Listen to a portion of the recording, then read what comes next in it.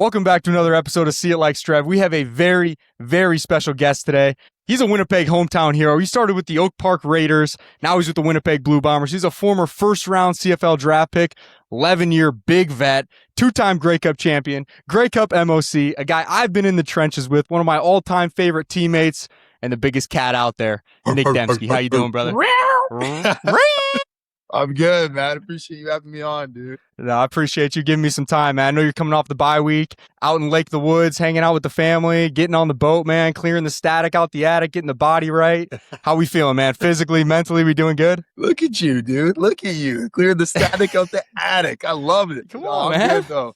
Yeah, shout out Ken Larson. Went out to Echo Bay, tip of Lake of the Woods. Went out there, cleared the mind a little bit, physically and mentally. It was amazing. Went out there for my girl's mom's 60th birthday, so big milestone. Shout out Bart Keith as well.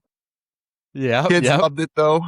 Little Cade, he's 10 months in like 2 days, dude. So just crazy. Actually, tomorrow, I just looked at the date. So 10 months tomorrow, just roaming around. The guy's standing already. It's crazy how like fast time goes, dude. My girl's brother actually brought the boat out there, so we're just on the water, hanging out. Not even that much fishing, just like driving, cruising, wakeboarding a little bit, kneeboarding. I even got to wake surf for the first time. So, Osh's probably going to look at this with a drop jaw when he hears that, but hey. You got to live. Hey, unplug from the phone, leave it at the house, just get away for a second, man. You need it. Yeah, man. Well, yeah, there's no service on the water. You had a little Wi-Fi on the dock, but when you're on the water, it's like, hey, you're on your own. So, as you said, the little disconnect's good, dude. Everybody needs it. You need it, man. And you mentioned Cade. It's insane that he's going to be 10 months. I'm bringing Sonny and the family up next week, so I'm excited to see you guys. But you talking about your family, it makes me think back to 2018 and 2019 and just how much changes. Me leaving, going down to the league after 19, coming back 4 or 5 years later and seeing so many of the same guys that now have families and now have kids and we're in our 30s. We got a hot tub, cold tub, and get the joints right before practice. Like, You have to, right? It's just, it's crazy how much things change so quickly. And I know for me, becoming a dad last year and playing, it just changed my perspective on everything. Has becoming a dad and taking that step forward in your personal life, has that changed your perspective on the field at all? You know what? It definitely has. It's so tough to explain it though, because it's like, obviously you want to play for the family. Obviously, you got to get the paychecks for the family. But at the end of the day, it's like, time goes by so fast now. It's like, you can't take granted all these little moments anymore. Probably my favorite thing about game day, I'm not gonna lie, going out there, playing with the boys is amazing, but like having that family come down and just your kids running to you and hugging you and you seeming like such a superhero to them is such like a unreal moment that, words can't even describe. So I definitely play with a new perspective, but at the same time, it's like, battling with the boys, it's such a big thing to me too. And that's just something that you can't take for granted too. So it kind of goes hand in hand, honestly. Yeah. Well, that's why you're one of my favorite teammates, man. You love going out there, battling with the boys, but also, you hit it on the head, like seeing your family come down and your kids come down to the field after the game. Somebody asked me on a podcast the other day, they were like, hey, what's your favorite memory outside of winning the Grey Cup? And I'm like, man, it's when I came back from the knee last year. We played against BC, first game back, and my daughter's first game seeing me, even though she's just a little chicken, 6 months old, like it's special to me, man. And it's it really does. It gives you an really extra little pep. Describe it. You know what I mean? It's such a unique moment. You're talking about the first game coming back and your little girl there. It's like, that first time just hits so different. Every time such a special feeling. But that first time when they're really like able to like run up to you or walk up to you and just like, embrace like what they just saw with their own eyes. Like, was that really my dad out there battling on the gridiron? You know what I mean? And then them being to like come up to you and hug you after the game. It's so crazy, man. I even think about the Calgary game a couple of weeks ago. Obviously it wasn't a very fun game when it came down to the fourth quarter, but then all of a sudden Rhea coming up to me, so genuine and so innocent. She could care less what the scoreboard is, but she's coming to run and give her dad a hug. And it's just like those moments right there kind of puts everything in perspective, It totally does. They love you no matter what, and there's no better feeling, man. There it is. We touched on it at the beginning, man. You're in year 11, which is insane. Thinking back to when you started and came to Winnipeg, that was, I think, year 3 or 4 coming out of Sask. And one thing I've always appreciated about you, especially coming back for the second time, is just how smart of a receiver you are. Being in the room with the quarterbacks, being able to talk ball with you and getting into coverages, that doesn't just happen. That's something that you learn and you get reps. How did you learn the game game so in depth. And early on in your career, I feel like we've all had influences and vets that have kind of pushed us in that way. Did you have some guys that were around you that kind of push you in that direction and made it a point of emphasis to say, hey, if you want to be a great receiver, you got to understand the game on a deep level? For sure. My first 3 years when I was in Saskatchewan, it was just like my head was just, all twisted, all sorts of twisted, just learning the professional playbook and like trying to like get up to that point. Like I wasn't really even a huge gym guy either. So like, just getting into a routine and making sure that I'm still like working out and lifting throughout the year, like all that stuff was just like a whirlwind for me. So when I came to Winnipeg, it was funny because Lapo, he helped out with the Bisons for a year or two. So when I signed here, that was like a big reason why I signed here.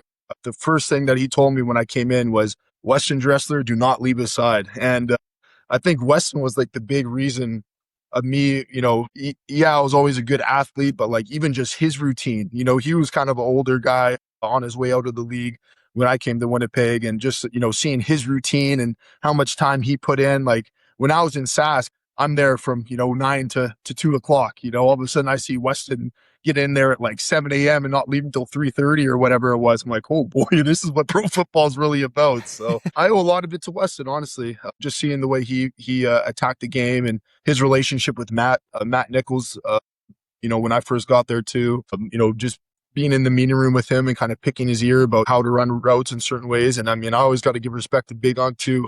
Big Smo, DA. Yeah, Uncle Smoke. Yeah, man. He was always communicating as well, how to run routes and stuff like that, and how he was going to run routes and kind of, what type of leverage he was trying to win on and stuff like that. So I give it up definitely to those two for kind of taking my game to the next level. Dress was dialed in. I remember those after practice meetings with Dressler and Matt Nichols, and I'm like, okay, this is what it looks like to be a pro. And I think everyone's kind of had those people and those moments throughout their career. Was there a specific moment coming out of the CFL draft? You're a high round draft pick. You're top 5 pick? One more, 6. Okay. Top 6. Okay, so you were sixth overall pick in the draft. You come into the league. Is there a moment early on in your career where you do something on the field and you're like, okay, I belong. I think I can ball out in this league. I think I can be a guy? Yeah, it's funny you say that because my first regular season game, so I had a preseason game. I had a pretty good punt return and like I didn't score though.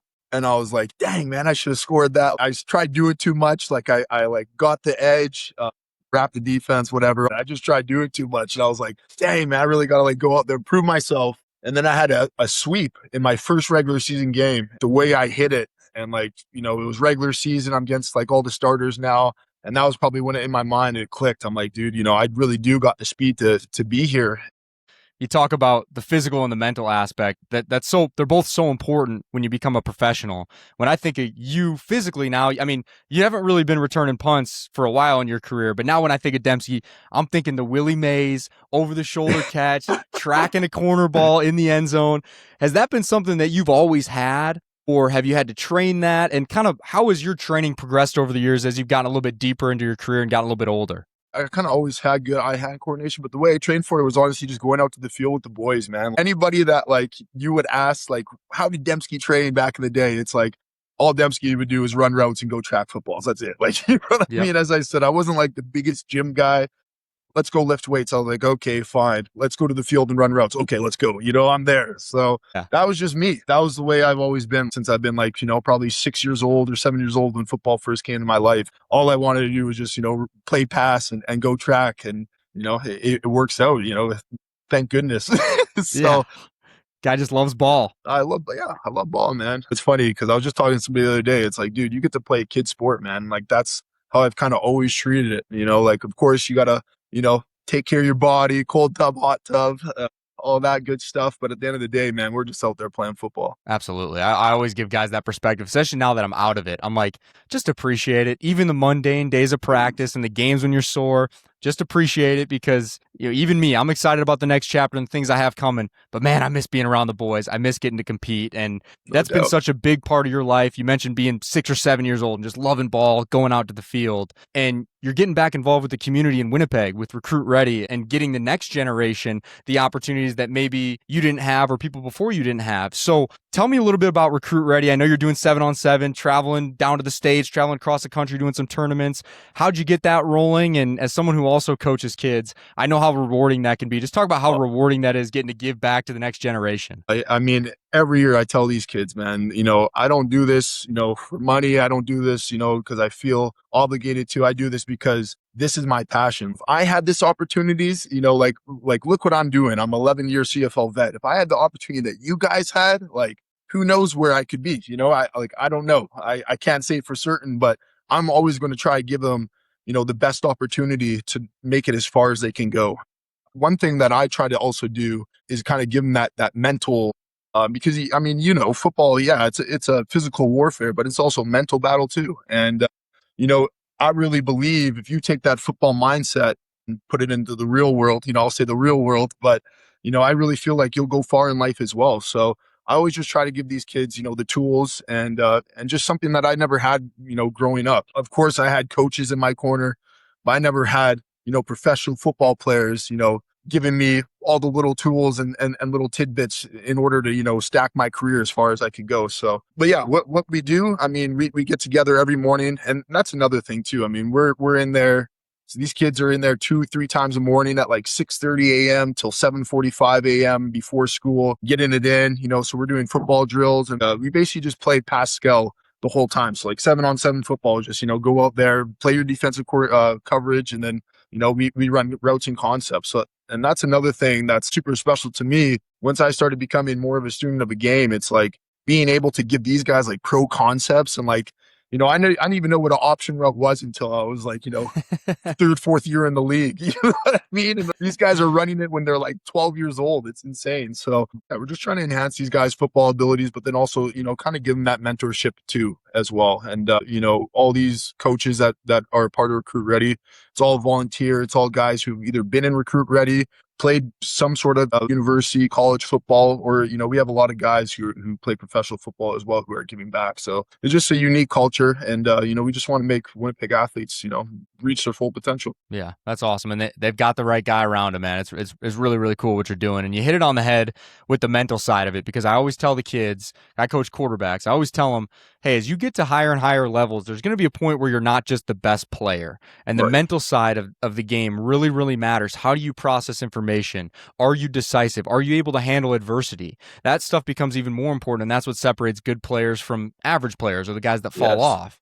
100%. And to bring that into the season right now that you guys are dealing with, there's been some adversity this season. You're about to get in the meat of the season. There's a lot of outside noise, and I think that mental piece of how do you block out the outside noise is extremely important. Where are you guys at? What's the vibe in the locker room like? How do you guys get this thing back rolling? And I got to imagine guys are going to come back from the bye week feeling refreshed and ready to rock and roll. It's kind of crazy. I don't think this bye week could have came at a better time. Like, totally. I'm not even talking about physically. We're not even halfway through the season yet, but the fact of where we are, it's no question. We have a hump that we need to get over. I fully believe once we get over that hump as a team, it's like we're gonna be a problem. So, I'm not worried about it. The vibe is good still. You know what I mean? And it's crazy because, I feel like, yeah, as you said, all the outside noise, but it's like at the end of the day, we're still a 500 team. And you know how this CFL is. I keep telling people that. I'm like, dude, they're 4-4. Like, they still control everything. Once they put it together, you look at this roster, I'm like, this is on paper a good football team. So 100%. Yeah, man. Of course, firsthand, you know how the CFL is. It's like once you get hot, it's like, watch out. And it's all about getting hot at the right time. So, does that mean I want to, wait till the last third of the season to start going? No. But at the end of the day, it's like, there's no worry here. You know what I mean? We're a good football team. We'll turn it around, and we're all positive here as well. There's nobody pointing fingers or anything like that. So we just got to make sure that, we do the right things and get hot at the right time, and we're going to be okay. I mean, it's funny, like, we're not even in the same situation, but I always think about 2024, about like the way we started. 2-6. And it's like, and we still, exactly. And we still got to, of course we didn't win the big game, but you just look at the road that some teams take, you know what I mean? It's like 4-4 is nothing. I mean, you're not even halfway through the season yet, and Not even it's been halfway it's through, been no. interesting for me, kind of stepping into this media world, and I was never dialed in on what other people were saying, but now I am because it's kind of what I'm doing, and Yeah. I'm like, I'm going on these shows and I'm talking to people, and I'm like, guys, this panic button, this overreaction, whether it's a win or a lose, it's like go from the best team in the league to what are we doing? Guys, can we just keep the perspective of we're 8 games in? You know, Right. let's get back on track. Everyone's asking me, oh, what are they doing? I'm like, everyone's just looking in the mirror and saying, what can I do to get better? How can I help this team go win football games? Not about pointing fingers. It's about taking accountability for whatever you can do to improve. And I think you just, nailed like exactly my point. It's like, you got to look at yourself and take that accountability. And it's like, if everybody does that properly and we all come together as a team, it's like, watch out. Because this team, as you said on paper, it's a scary freaking team, man. Mm-hmm. Absolutely. I completely agree. I got a couple little rapid fire questions I want to hit you with. Get it. You got 45 touchdowns in your career. Okay. Is there one that stands out? Ooh. There's a couple that stand out. So I'm going to say one of them, since we're on the topic of Willie Mays, is the one against Saskatchewan. I think it was 2022. I could be wrong, maybe 21. But I remember it was Moncrief, and he pressed me, and I was like, it was a corner route. And he got me pretty good. Like, I ain't going to lie. Like, and Zach just threw it high angle and just let me, like, just had the trust and just let me track it. And I'm like looking over this one shoulder, caught it over this other shoulder, and then Moncrief was like all over me. And then I just like was able to reach out for the touchdown. So that was one of like my crazy ones, I feel. And then obviously 2021 Grey Cup against Hamilton, just the timing of it and everything like that. And, just being able to catch it, stop on a dime, and then go in there and score, put the boys in a good position. I mean, I think that's definitely one that stands out as well. And that's the game you ended up getting MOC, right? Yeah, that's the one. That's amazing. You've talked about corner routes a couple times. I've talked about it a couple times. If you had one go-to route to go win, is it a corner route? You know what it is. Yeah. Man coverage against Demski on a corner. We're throwing the corner. Just hold the free. We're throwing it. Oh, that's awesome, man. Hey, I got to ask. I always like to ask people about their routines and their process, if you will. So do you have a specific pregame routine, pregame meal? Are you a superstitious guy? What's that process look like for you? Dude, I'm superstitious as ever, man. I'm crazy superstitious. So every morning I'll wake up. It's funny because before the kids, it's like, I had this great process. Yeah. And now all of a sudden you got to adapt. And like, I have like very minor OCD too. So it's like, if I'm not like doing everything exact, it's like, it throws me all off. So, but honestly, like, it's funny because when Ray was born, that 2023 season, like all of a sudden my game like went up like this. So, I don't know, maybe I shouldn't be as superstitious as I say I am, but yeah. So I wake up with the kids, always wake up with the kids. And then I make everybody breakfast, always potatoes, eggs, turkey sausage, some fruit, and then chill for a little bit. If it's nice enough out, we'll go for like a little pregame walk with my 2 pups too, with the whole fam, and then always just like make like this packed smoothie, Greek yogurt in it, like every fruit that I can imagine, get in there. Collagen, big on collagen on game day, electrolytes, all that good stuff. And then now show up a little bit earlier than before because, age is not just a number. Okay, let me just put it out there. So I get in the tub, the big tub, like the pool, get in the hot tub, cold tub, do a little sauna stretching. And then I basically do like an active warm up, active stretch in the gym. One thing that I'll never do, I'll never touch the field until it's like time to go out there for warm ups. And then I did this one time in Hamilton just because everybody's like, the field's slippery. And I probably had the most MAs I've had this year. So, there you go. That's right. That's right. So that's like my big superstition up. Don't touch the field until warm up. So that's my big one. Don't touch the field till it's time to go. I like it. Till it's time to go, baby. Let's go. Hey, I appreciate your time, man. I know bye week. I know you got the fam. I got one more question for you. It's the question I like to ask everybody at the end. And you've done so much in this game. You're such an accomplished receiver, one of the most accomplished receivers in the league right now, 2-time champion. You're a living legend. When you hang it up and you're done, you're retired, you're sitting on the other side of things like I am. I had somebody ask me this at one point. They asked me, what do you want your football tombstone to say? So when Nic Demski retires and finally hangs it up, what do you want your football legacy to be? What do you want people to say about you? Wow, that's a great question. It's crazy. RIP to Stu Nixon. But when my high school football coach passed away, Osh actually came up to me and he said, you don't determine your legacy. Other people determine your legacy. What they say about you, they determine your legacy. So that's a great question, by the way. What I would want people to determine my legacy as is honestly, man, like just a great teammate and a playmaker. Whenever somebody kind of asks me to like define my game, it's just like it's a playmaker. I don't care what you want me to do. You want me to run the ball? You want me to go out there and block? You want me to catch the ball? You want me to catch a quick game? Whatever it is, whatever you want me to do, go out there and just make plays, be a playmaker for the team. And I think that's like the biggest thing and the thing that I try to pass on to these young guys. Not every person has to be a star because there's only one freaking football out there. How are you going to wear your role? Like how are you going to be the best version of yourself for this team? And that's what I would want people to say. That guy was a playmaker. He was a stud. And he was a great teammate. Absolutely. I think that mindset is why you are a great teammate. Hey, whatever the team needs. Hey, I've seen you in Ottawa last year.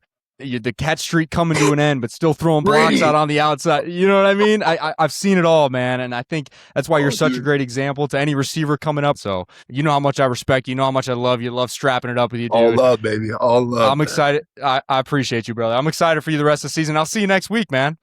Yes, sir. Yes, you will. I'm excited to get the families together too, dude. It'll be a great time, man. We'll have a lot of fun. It's going to be awesome, dude. Hey, I appreciate your time. Appreciate you, bro.